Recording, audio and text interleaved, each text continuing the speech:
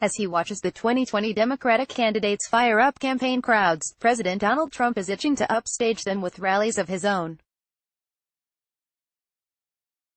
Not so fast, say Trump's political advisors, who are arguing that Trump's best asset is the White House, and that he should make the most of it.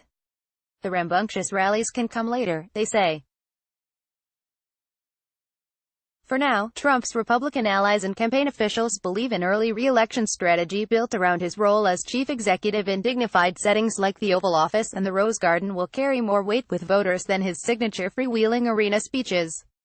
Story continued below. It's unclear whether Trump, the politically combative president in recent history, can truly stay above the campaign fray. Just last week he mocked his Democratic rivals at the Conservative Political Action Conference in a speech he proudly declared off script. But Trump's advisors are still hoping he will capitalize on his incumbency by largely sticking to official events and private, no-cameras fundraisers for the next several months, according to three sources familiar with his campaign, one of whom said the president is making a conscious effort to rise above the Democratic scrum. That means fewer tweets targeting his 2020 opponents, leaving the White House only for events that promote specific presidential issues, and an intense focus on courting high-dollar donors behind closed doors. To that end, Trump is set to headline a breakfast this Sunday at his Mar-a-Lago club in West Palm Beach, where Republican donors will gather for the party's annual spring retreat, according to a schedule obtained by Politico. The event will benefit the Trump Victory Fund, a joint fundraising operation between the president's campaign and the Republican National Committee. By signing up, you agree to receive email newsletters or alerts from Politico. You can unsubscribe at any time. Campaign manager Brad Parscale has also been in regular contact with the president, sometimes speaking with him multiple times a day about new polls or messaging. He and other senior campaign officials held their first meeting with Trump and Pence in mid-February to discuss the campaign structure, currently Parscale's main focus, according to a source close to the campaign chief. Trump has also discussed his re-election strategy with state GOP leaders who have visited the White House in recent weeks for meetings on other items. Trump won't begin more traditional campaign-style events before midsummer, according to sources familiar with his plans, who said Trump's team has waiting for the first primary debates of the 2020 cycle, at which point they believe the Democratic presidential field will take greater shape. He loves to campaign, but he also understands that it's very, very early in the season and this is the point in the year when you're doing more planning and budgeting and strategizing than rallying, said a person close to the president. A White House-based strategy might involve more events like Trump's January primetime Oval Office address calling for a wall along the U.S.-Mexico border, or his Rose Garden remarks last month declaring a national emergency related to immigration.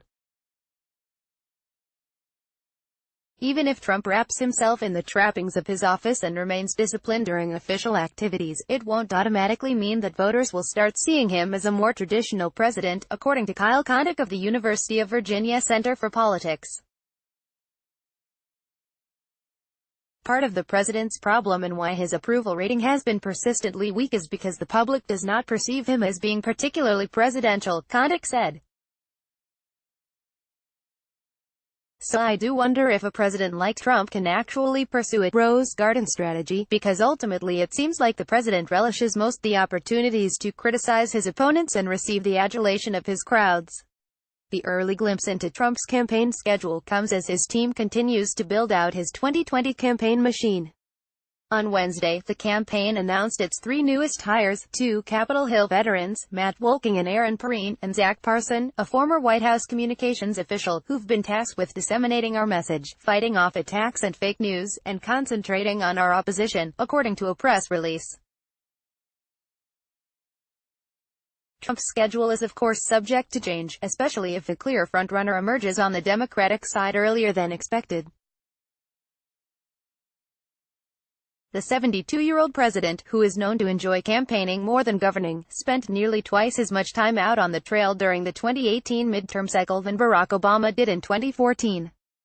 For now, Trump advisors say he is comfortable staying put to enjoy the traditional advantages of incumbency that helped deliver second terms to his 3 immediate predecessors and 4 of the last 5 presidents.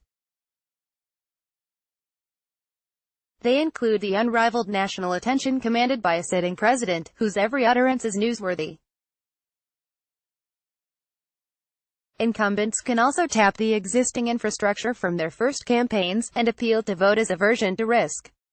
A sign that Trump may struggle to stay above the fray came in his 2-hour CPAC speech, which included several jabs at political opponents, a handful of dubious claims, and a gleeful rejection of stage management.